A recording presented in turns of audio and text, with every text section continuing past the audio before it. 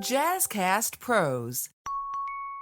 Welcome to Living the Front Seat Life podcast. I am your host, Coach Kelly Marie. And hey, like, subscribe, share, leave a comment.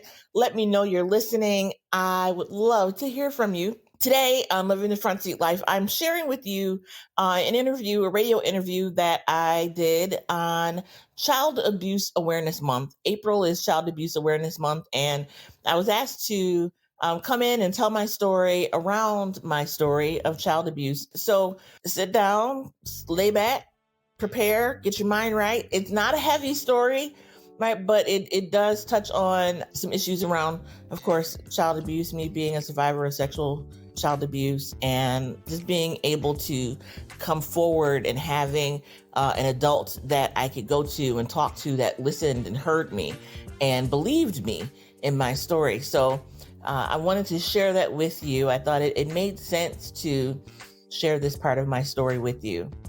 I feel like we'll probably get a little deeper another time and bring some folks on, maybe talk about the effects of abuse on children and what that looks like as you grow into adulthood. But until then, I leave you with this interview with myself and Kerry Sanders, who is the host of the Senior Moments radio show on WUFO in Buffalo, New York. Next, we have Kelly Woolford on our show. Good morning, Kelly. Good morning. April is Child Abuse Month. Every day, 5 children, now get this, 5 children are abused. Every day, 5 children are abused in this country. Erie County and Buffalo have the second highest reported cases of child abuse in New York State. Erie County and Buffalo, we're the second highest. So that's just awful. And we're living right amongst this stuff and don't realize it's going on. And so just the awful thing. And thanks to Bell South Child Advocacy, we were able to get Kelly Woolford on our show.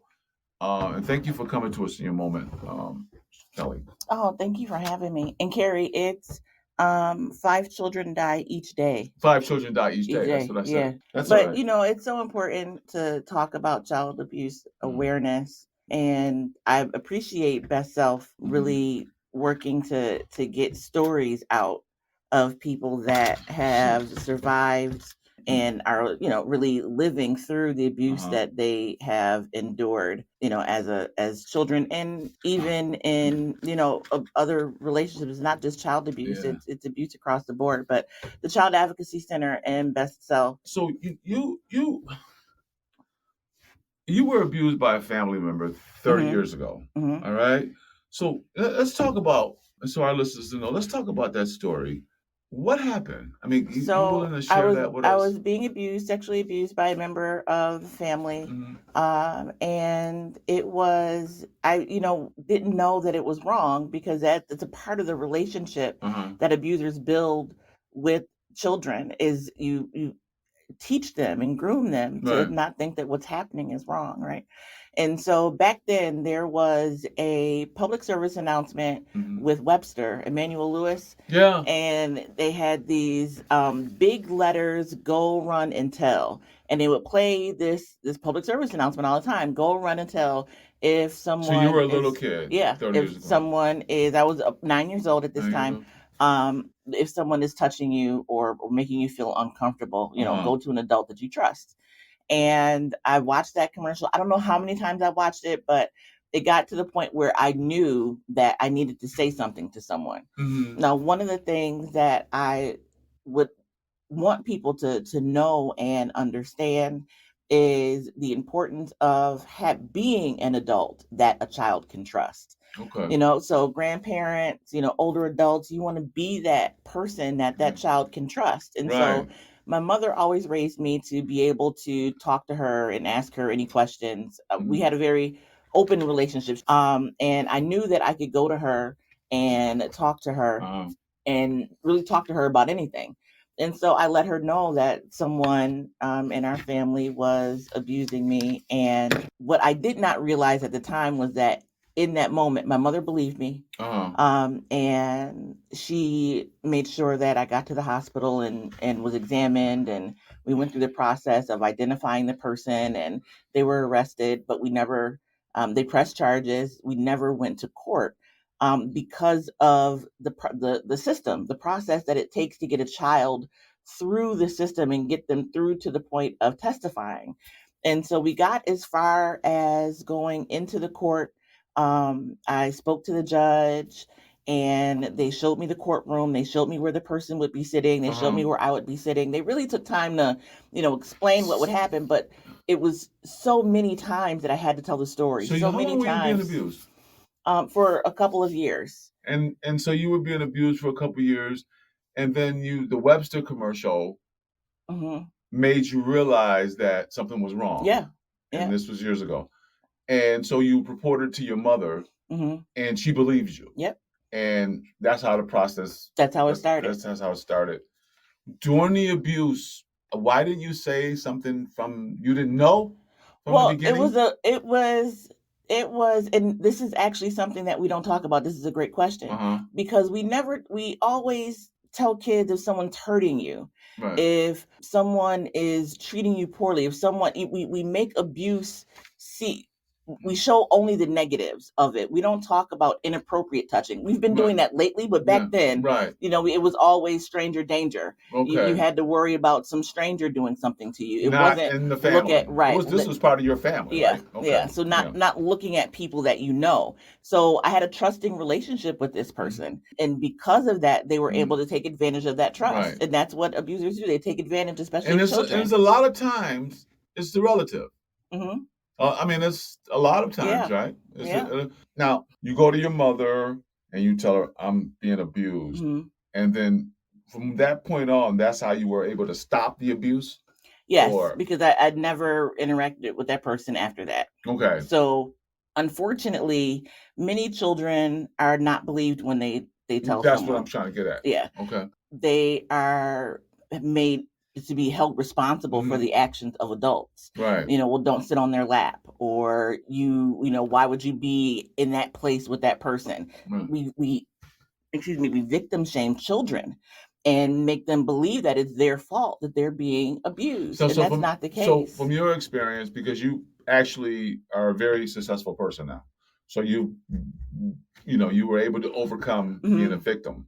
How important is it that you take the child as being truthful? Because your parents, if your mother would have said, no, I don't think this happened, you would have begotten another cycle, right? Another cycle. It would have been that's almost like abuse too. Right. And you don't even, we oftentimes we want the best for our children, and we just don't believe that we would put ourselves in the position to have our children be hurt. And I think that's some of it. I'm not a psychiatrist or a psychologist. I don't know about the, the thought processes of people in that situation, but being a parent, I so you have 3 children. Too. Yeah. Right. I have 3 children, adults. They're off doing their adult thing. But I would hope that I would be wise enough or be able to see enough to know that my children were in an unsafe situation.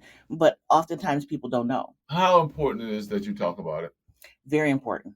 It is incredibly important that we have basic conversations using everyday language. We call body parts what they are, not making up names for the parts of the body that God gave us. Right. And so when you demystify things and you just start talking about the body. How important it is that you started talking about it? It was important that you did not, like you're on this show right now and you're talking about, I was abused as a child. I was sexually abused as a child. And so when did you, because what I'm trying to say is that, is it, it's like lifting a weight off your shoulders when you start talking to somebody about it, right? Well, my mom told me back then, this is your story and don't be ashamed. This is not a secret. It's not everybody's business, right? But this is not something that you should be ashamed of and you should feel ashamed talking about. Right. So from the very beginning, God bless her, from the very beginning, she let me know that it was okay to share my story. So when did you start recognizing that you were being abused? It was around that time Yeah. because, again, my relationship with them And so was a positive relationship. I'm using so you quotes, had but a candy. Give me here's some candy. Let's right, do this excellent. thing. Wonderful Let's show craziness, relationships, right? fun times. Right. Gifts and treats, and so I didn't recognize. So what I'm because of the getting at good. is, what should parents and guardians and older everybody listening, what should they be recognizing? Because you can be abused and not say nothing like you did for a Right. while. Right. So is that like happens to all children? I mean, Well, there's warning signs. Okay, let's talk about So it. there's warning signs, and these are things that I know that happened with me. Pain during urination or bowel movement. Okay. Bedwetting, self-harm or suicide attempts, being fearful of a person or a place, abrupt changes in behavior or eating habits, and similar to signs of, mental health issues. Right. We have to know what a child's day-to-day life is like. Yeah. Is a child normally happy and go lucky, Right. and then now they're more depressed, they're sad. Mhm. They may say that it hurts when they go to the bathroom, or they may have eating So you habits, gotta, bowel issues. things start changing. Right, but you got to be able to have those kind of conversations, right? You got to be Right. able to have a relationship with that child for them to feel comfortable to tell you about these types of changes. So those are warning signs. Unexplained bruises, and welts, things like that. That's another Warning sign. Yeah. Okay, so now back 30 years ago, Mhm. when you said I've been abused, your mother took you to the police or something? So my trauma, I don't know exactly what happened next. I Okay. remember being in a clinical setting, talking to a nurse or a doctor. It was a woman, and my godmother took me because at the time my mother went into a depression. She couldn't handle it. No, but she had a support system. Right. So my godmother was the one, and I didn't realize until much later, a couple years ago, really, that was why my godmother was there, because my mother was in her bed. So you were still a young. I was 9 years old. You knew something was wrong, but you still didn't comprehend what was happening. Right. So today, from Best Self Child Advocacy Group, Best Self Child Advocacy Group, and Best Self is a behavior. You probably see the signs out in the community, Best Self, but they have a child advocacy group. Yes. They have made it easier for children for parents and children to report child abuse. So what is Best Self Child Advocacy Group doing? It's less traumatic. Less traumatic. What are they doing? Before, or even outside of the Child Advocacy Center, you talk to like 15 different people. And so now the Child Advocacy Center, what they do is they make it easier. They record the interview with the child so that they don't have to tell the story over and over again. So instead of talking to 15 people, they talk to 3. Okay. Right. That is a huge difference. So that is a huge, you know what I mean? And they provide a safe environment, a comfortable environment for the children to be able to talk.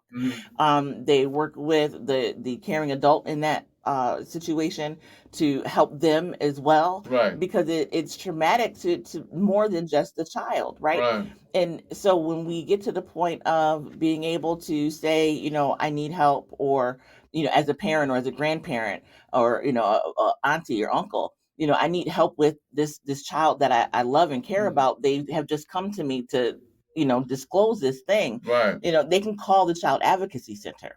Now their number is 866-5437. Now write that down, because if you know somebody, or you think you know somebody, because abuse is really prevalent in all communities. It's not, especially, they say Buffalo and Erie County is the second most in the state. Right. So that says a lot. So what's that number again? They say people can call for help. 866-5437. Call the Child Advocacy Center and talk with the professionals there, and let them walk you through the process. Right. They may give you the words to say, or you may already have the information. If you are suspecting, they'll be able to walk you through the process. And that way, the child that's being impacted is less traumatized by this traumatic event. Right. So, Kelly, thank you so much. Kelly Woolford, thank you so much for coming on a Senior Moment radio show. Thank you so much for listening in to Living the Front Seat Life podcast today. I wanted to share with you, just a little bit about the other work that I do, and another part of my story around child abuse and surviving and living and thriving in spite of, or even because of the abuse that I endured as a child. And so I want you to know that, yes, there are ways that you can be aware, as you heard, to pay attention to the children in your care and the children that you may be around, and listen for signs and clues. Feel free to, talk to them and talk about body parts and what body parts are and what's private and what isn't. For example, and I didn't get to mention this in the show, in the interview, but one of the things you can say is anything that is covering, that your swimming suit covers, is a private part, is a part of your body that no one should be touching. So that's just one example of a way that you can have these seemingly tough conversations. And they're tough conversations because they're tough for us, but they are truly a matter, and can be a matter, of life or death, of happiness, of wholeness, of being healthy for children. So I encourage you to take your feelings and emotions out of the situation and realize that by you being there for a young person, for a child, you have the ability to help them through, to help them grow, to help them become who they are destined to be, simply by listening, by being there, by being receptive, and by hearing and accepting their story when they let you know that they are in an abusive situation. So thank you. And I encourage you, until the next time, to be the light.